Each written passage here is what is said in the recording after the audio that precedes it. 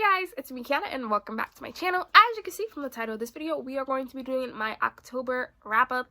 In the month of October, I only ended up finishing 5 books, but October was the month of audiobooks. Let's just jump right ahead and get started with this video. So the first book I finished in the month of October, I finally finished A Reaper at the Gates by Sabaa Tahir. This is the 3rd book in the Ember and the Ashes quartet. We still don't have a title for the 4th book, and we still don't have a release date, but this is the 3rd book. It picks up, I want to say, a couple weeks after the end of A Torch Against the Night, and I rated this a 5 out of 5 stars. I tabbed this bad boy up. Be on the lookout for my review maybe next week. But yeah, so in this world we follow multiple characters. In this book we follow Laya, Elias, Helene, and the Nightbringer. Finally, Laya is trying to get help from people from the Sahara who are the slaves. Elias is trying to embrace his powers as the soul catcher. Helene with being the blood strike and trying to protect her sister, who is the Empress and pregnant. And then we get, I want to say, a couple of chapters from the Nightbringer. We see a lot of his backstory, and at the end it closes out with his chapter. I absolutely love this. This was a 5 out of 5 stars. The second book I read, I am so happy I read this. I pre-ordered it, got it a day early, so I started it a day early, and that was the Trials of Apollo book 4, The Tyrant's Tome by Rick Riordan. This is, of course, like I just said, book 4 in a 5-book series. And this series really followed the god Apollo. Now, Zeus has blamed him for what has happened with Gaia and that, like, entire war. So, Zeus has struck Apollo down as a human, and he goes by this name Lester something. He has to go through 5 trials, which is why there's 5 books, of getting certain prophecies back and defeating a lot of his old enemies. We get a lot of characters from from previous stories. Like in the first book, we see Percy Jackson, we've met Grover, we have seen Nico, Will, Frank, Hazel, Raina, all of them. Raina is one of the main characters in this book. I absolutely love this. The freaking plot twist that came with this one, like, scared the shit out of me too. I'm debating whether or not to do this as well. This is a loving middle grade, but you have to read it in order with the Percy Jackson series, then the Heroes of Olympus series, then this. So you have to read 10 books before you can start this series. And I cannot wait for the 5th book, and I wonder how he's gonna wrap all of this up. Like I said, this was a 5 out of 5 stars.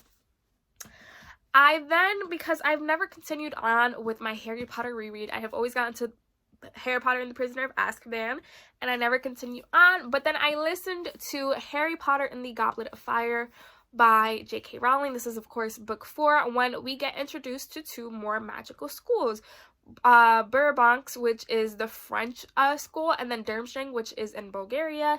And this, like I said, is Harry Potter's 4th year, and we get introduced to the Triwizard Tournament, which is when all 3 magical schools come together. They compete. There's only supposed to be traditionally 3 people, one from Hogwarts, one from Burbanks, and then one from Durmstrang. But of course, because this has to do with Harry Potter's name gets thrown into the Goblet of Fire and chosen, and now he has to compete. I forgot so much stuff that has happened in this book. I forget that after what happened in the 3rd trial, how Sirius is actually there and sees him in the office with Dumbledore. Absolutely forgot that had happened. I love the audiobooks. It's just the audiobooks take forever to get a hold of on my library, and with Audible you only have 1 credit, so you can only have 1 book a month before it comes over again. I rated this a 4 out of 5 stars, and I cannot wait to listen to the Order of the Phoenix audiobook. I don't know if I'm going to do it in November or December, but I enjoyed this.